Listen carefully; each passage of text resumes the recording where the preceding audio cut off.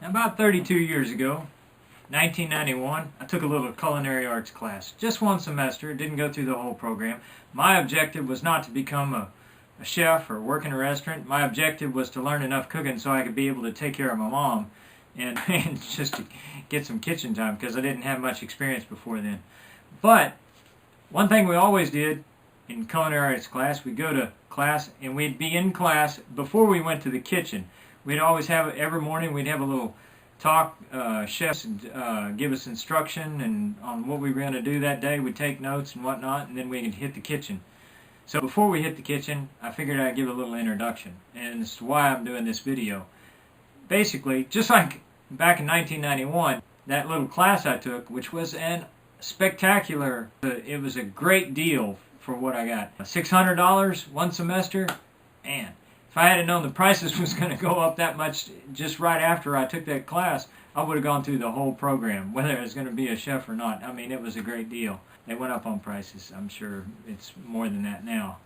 But the reason we're looking at yogurt today is because the price of, everybody's calling it inflation. I'm not so sure it's inflation, but I noticed the price of yogurt in the local grocery store went up faster than the price of milk. And that didn't make any sense to me because yogurt has a longer shelf life and it should be more manageable in the supply chain.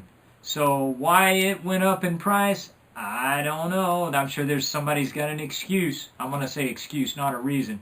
Somebody's got an excuse to raise the prices on everything they raise the prices on.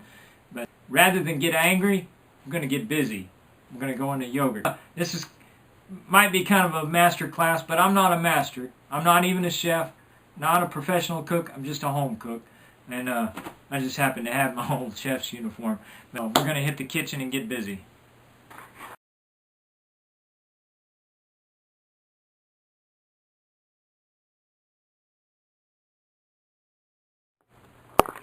There is one important point that I want to clarify. I learned a lot in culinary arts at one little semester, even though I'm not a chef, don't cook or anything.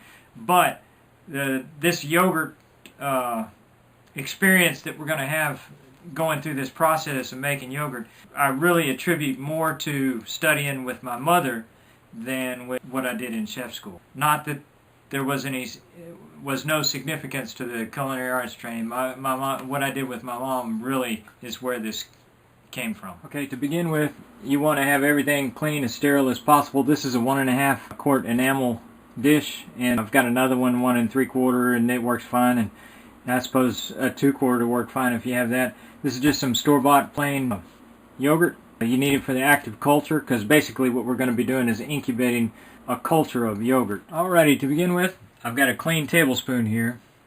What we're going to do is going to make a spot here for this lid, and I'm going to set this carefully off to the side, keep it clean. And I'm going to dig into this yogurt, and I'm going to take 3 heaping spoons. You probably don't need this much, but I'm going to make a new batch, so this is plenty for me. But if you want to save a little bit, you could probably skimp on that a little bit, but I usually never do, and it turns out fine. Now what I do once I get it in the bowl is I take the back of the spoon and I press it into the corners of the bowl, just like that, and go around. I coat this. I use it almost like a paintbrush, more like a palette knife, to paint the sides of the enamel with the yogurt. You probably don't need to do this. Probably turn out just fine. But I like to do this. Make sure that's all in the surface. That way, well, it's just something that I think works better for the when you get into the solution, forming the solution with the yogurt. I think that works better. And that's how we're going to start. And actually, before we start, before we forget, this needs to go on. Keep that on there. You don't want to get anything in there. Keep it sterile. Keep the lid on there. Okay.